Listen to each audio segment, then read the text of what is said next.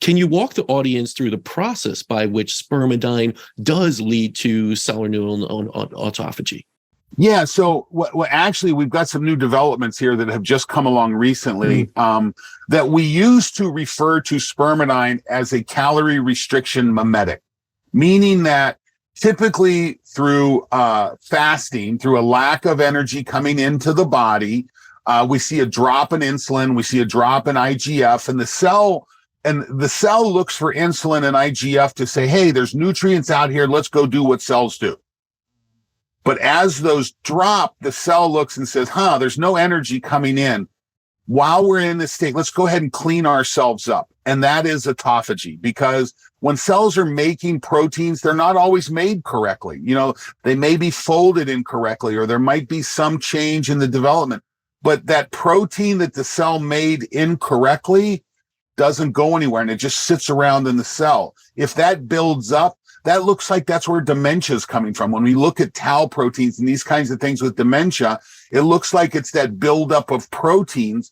Autophagy is the process for cleaning that out. So we typically trigger this using calorie restriction. Now, what we've learned along the way, there are things that mimic calorie restriction. That's why we call it mimetics.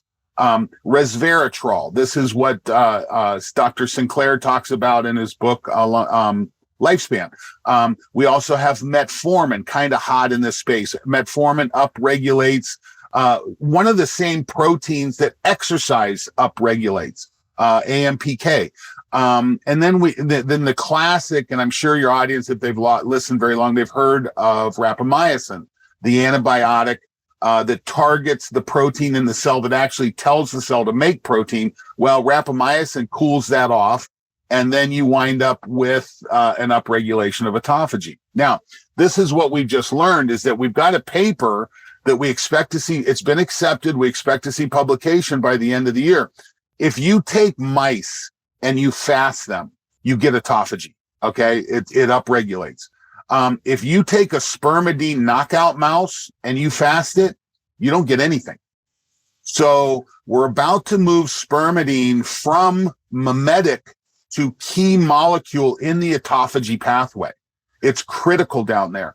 So this is some of the stuff that we're learning as we go on this. So spermidine, it's more than, listen, we know that when you raise spermidine levels, you raise autophagy levels. We know that. That's very clear. But we weren't sure at first, is this a trigger or is this a key mechanism? Well, with this latest paper, it looks like we're going to start referring to it as key mechanism, because we know it's critical in that autophagy pathway. We know people who live in blue zones, who have these 90 to 100, regular living in 90 and 100. They have spermidine-rich diets. Now, they get those diets from raising it in nutrient-rich food, typically gardened on their own. It's not industrial produced. We struggle to find spermidine-rich wheat germ in this country, mainly because industrial growing processes have milked a lot of these micronutrients out of the food. We're all trained when we go to university.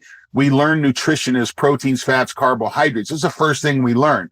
And then they throw in vitamins and minerals. They take these micronutrients, which is, the list is 50, and they compare them to 3 of the macronutrients. And it's like, okay, the micronutrients look like they may be as important, and they are as important, if not more, than the macronutrients. So getting these micronutrients into the diet is critical.